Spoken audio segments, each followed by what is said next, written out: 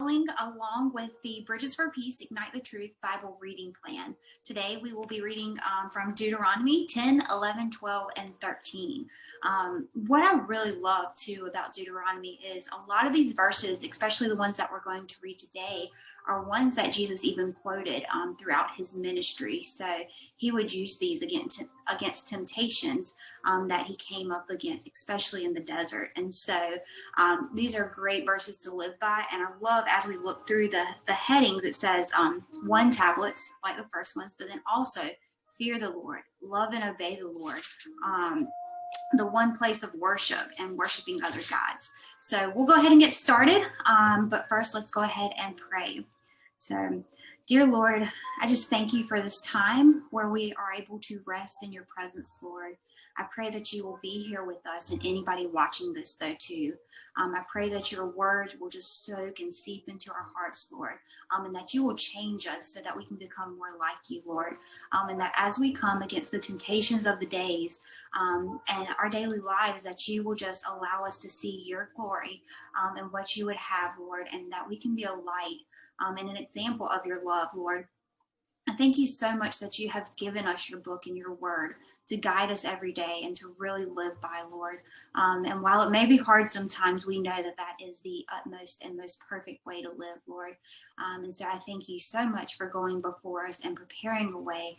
And you knew about everything that we are going through right now, even before the beginning of the earth. So I thank you so much for everything that you have done and are continuing to do, Lord. And I pray that you will just allow our eyes and our hearts and our ears to be open and to listen to your still small voice, Lord, that it might have mighty presence and power in our lives. In Jesus' name, amen. So again, we'll start in Deuteronomy 10 and go through 13. At the time the Lord said to me, "Chisel out 2 stone tablets like the first ones and come up to me on the mountain. Also, make a wooden ark. I will write on the tablets the words that were on the first tablets which you broke. Then you are to put them in the ark." So I made the ark out of acacia wood and chiseled out 2 stone tablets like the first ones. I went up on the mountain with the 2 tablets in my hands. The Lord wrote on these tablets what he had written before, the 10 commandments he had proclaimed to you on the mountain out of the fire on the day of the assembly. And the Lord gave them to me. Then I came back down the mountain and put the tablets in the ark I had made, as the Lord commanded me, and they are there now.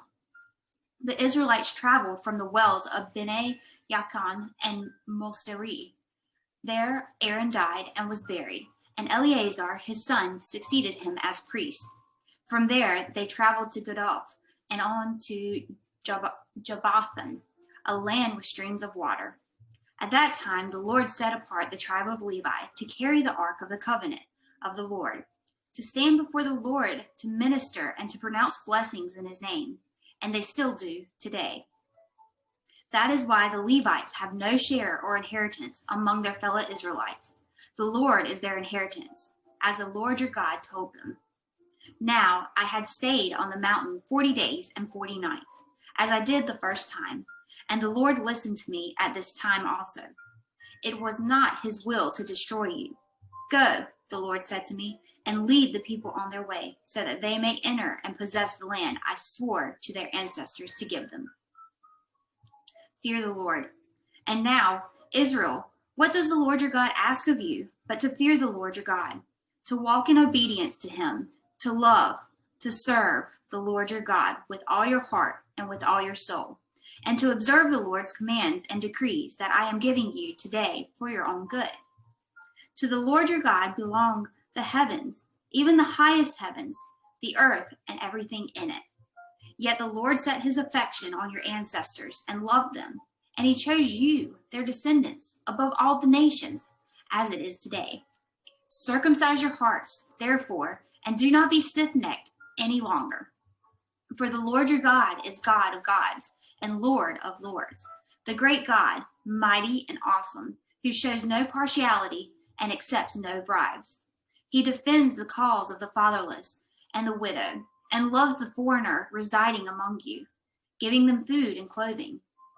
And you are to love those who are foreigners, for you yourselves were foreigners in Egypt. Fear the Lord your God and serve him. Hold fast to him and take your oaths in his name. He is the one you praise. He is your God, who performed for you those great and awesome wonders you saw with your own eyes. Your ancestors who went down into Egypt were 70 in all. And now the Lord your God has made you as numerous as the stars in the sky. Love and obey the Lord. Love the Lord your God and keep his requirements, his decrees, his laws, and his commands always.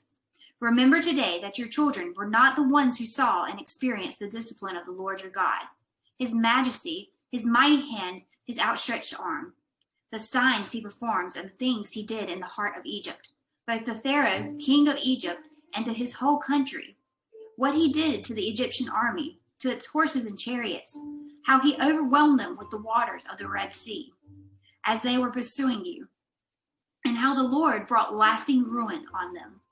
It was not your children who saw what he did for you in the wilderness until you arrived at this place, and what he did to Dathan and Abiram, sons of Eliab the Reubenite, when the earth opened its mouth right in the middle of all of Israel and swallowed them up with their households, their tents, and every living thing that belonged to them.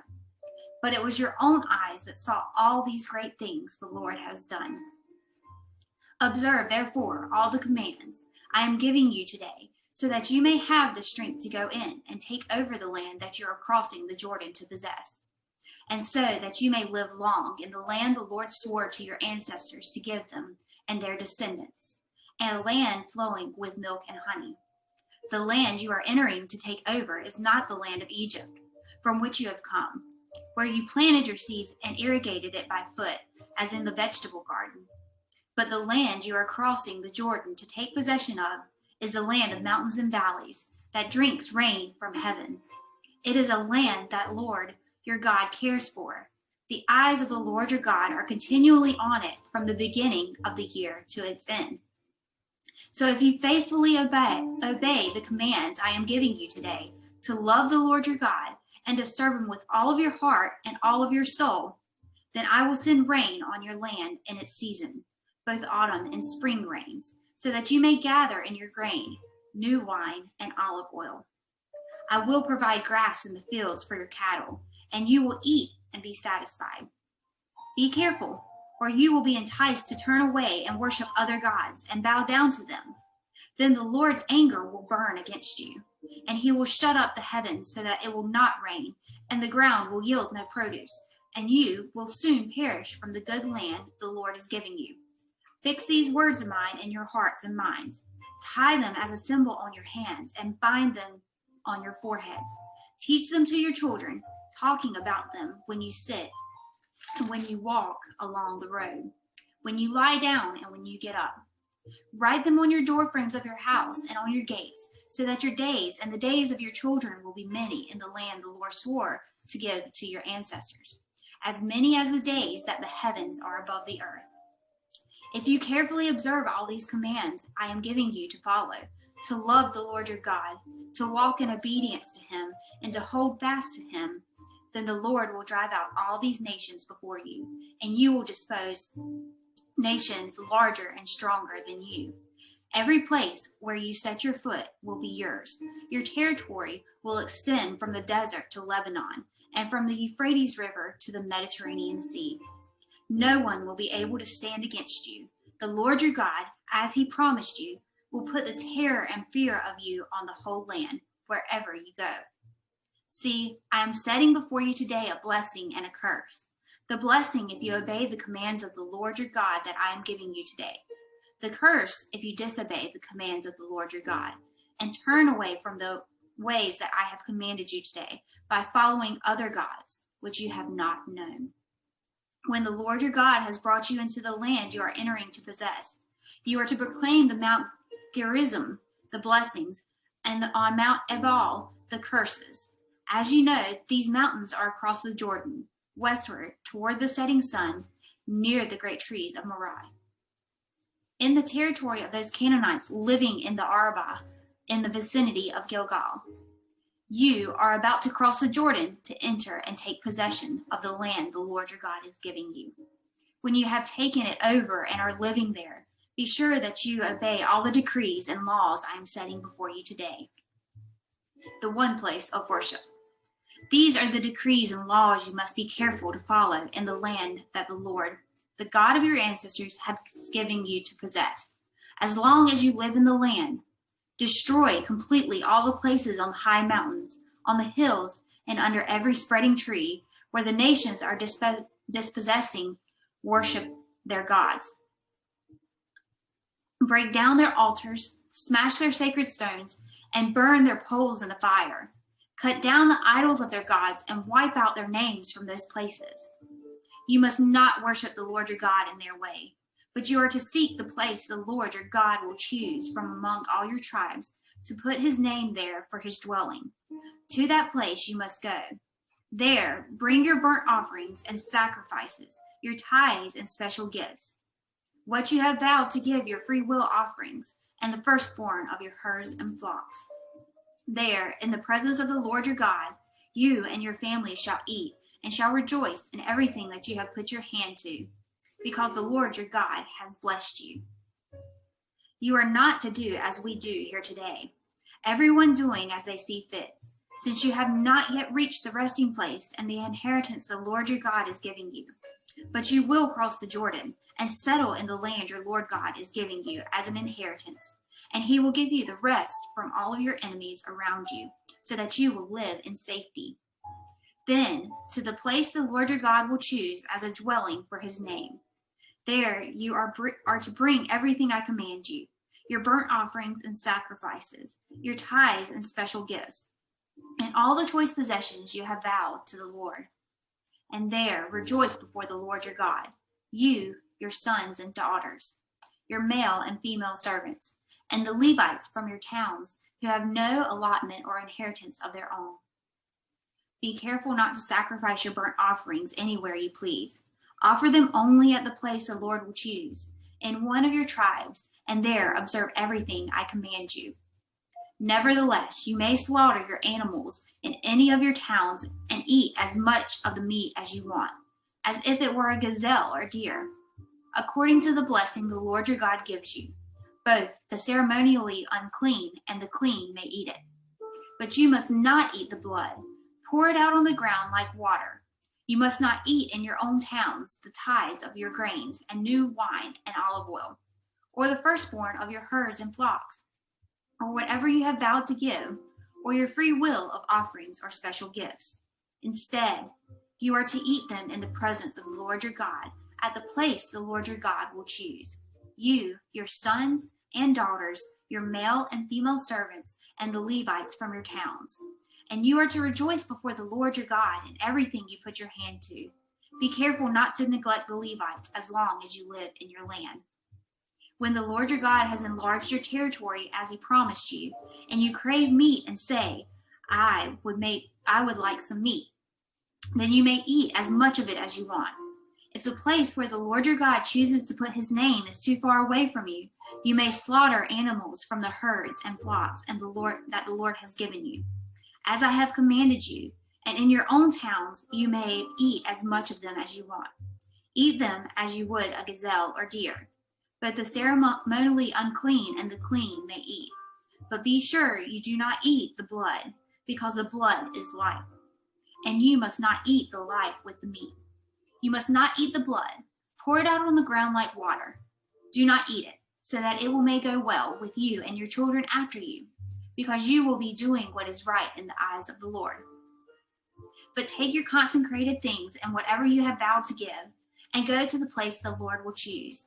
Present your burnt offerings on the altar of the Lord your God, both the meat and the blood. The blood of your sacrifices must be poured beside the altar of the Lord your God, but you may eat the meat. Be careful to obey all these regulations I am giving you, so that it may always go well with you and your children after you, because you will be doing what is good and right in the eyes of the Lord your God. The Lord your God will cut off before you the nations you are about to invade and dispossess. But when you have driven them out and settled in their land, and after they have been destroyed before you, be careful not to be ensnared by inquiring about their gods, saying, how do these nations serve their gods? We will do the same. You must not worship the Lord your God in their way, because in worshiping their gods, they do all kinds of detestable things the Lord hates. They even burn their sons and daughters in the fire as sacrifices to their gods. See that you do all I command you. Do not add to it or take away from it. Worshiping other gods. If a prophet or one who foretells by dreams appears among you and announces to you a sign or wonder, and if the sign or wonder spoken of takes place, and the prophet says, "Let us follow other gods, gods you have not known, and let us worship them," you must not listen to the words of the prophet or dreamer. The Lord your God is testing you to find out whether you love him with all of your heart and with all of your soul. It is the Lord your God you must follow, and him you must revere. Keep his commands and obey him. Serve him and hold fast to him. The prophet or dreamer must be put to death for inciting rebellion against the Lord your God, who brought you out of Egypt and redeemed you from the land of slavery.